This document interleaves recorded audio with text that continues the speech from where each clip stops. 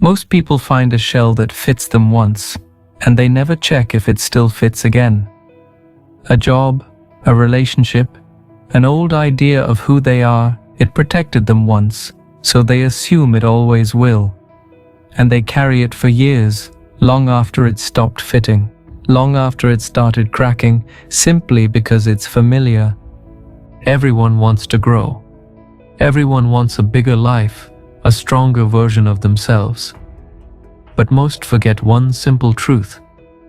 You cannot grow while you're still living inside something built for who you used to be.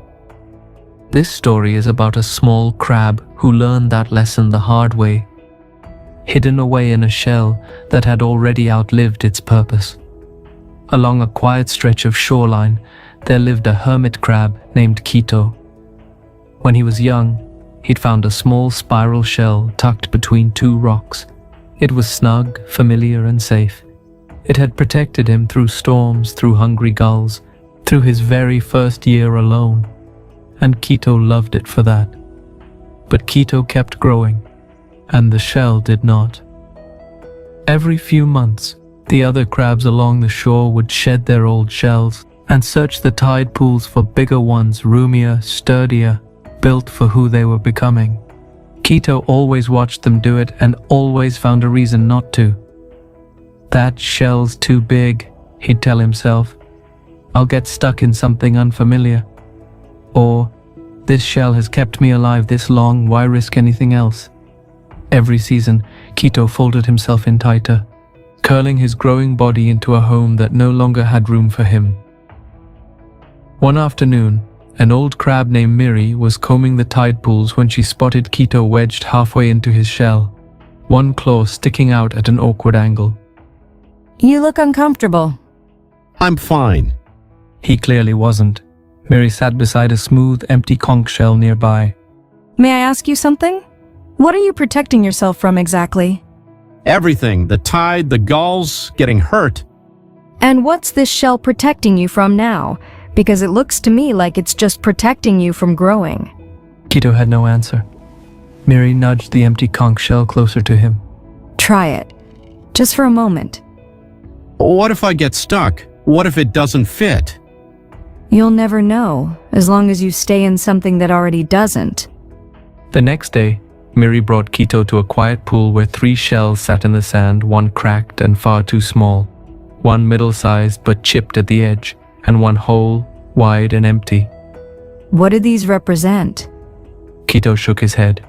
Miri touched the smallest one. This is who you were. It served you well, but you've already outgrown it, you just haven't admitted it yet. She touched the chipped one. This is who you are right now, still trying to fit into something too small? Then she touched the wide, empty shell. This is who you could become, but it stays empty until you're brave enough to leave the old one behind. Quito looked at his own shell, cracked slightly at the base, snug in a way that had started to hurt more than help. That evening, he thought about everything the old shell had cost him. The times he'd stayed curled up instead of exploring further down the shore. The times he'd told himself he was safe, when really he was just small on purpose. He realized the shell hadn't been protecting him in a long time. It had been holding him back. The next morning, Quito made a decision. He would let it go. It wasn't easy. The moment he slipped free of his old shell, he felt exposed, soft, vulnerable in a way he hadn't felt in years. Every instinct told him to scramble back inside, but he remembered what Miri had said, and he pushed forward, bare and unsure, toward the wide new shell waiting in the sand. It took a few tries. The first shell he tested was too heavy to carry. The second was cracked deeper than it looked, but Quito kept searching instead of retreating, and eventually he found one that fit. Roomier, sturdier, built for who he was now, not who he used to be. Slowly, life along the shore changed for him. He explored further than he ever had. He weathered storms he once would have hidden from. He grew not despite leaving his old shell, but because of it. One day a young crab named Pico asked him, "Pico, weren't you scared leaving your old shell?" Keto terrified, but I was more scared of staying the same size forever. Years later, Keto had grown into one of the largest, most respected crabs along that stretch of coast. Wandering past the same tide pool one afternoon, he spotted a young crab wedged tightly into a shell far too small for him, one claw sticking out at an awkward angle just like his had all those years ago. Keto sat beside him. "Keto, you look uncomfortable, young crab." "I'm fine." "Keto, that's exactly what I said too." The moral is simple. Maybe that's the quiet truth of life.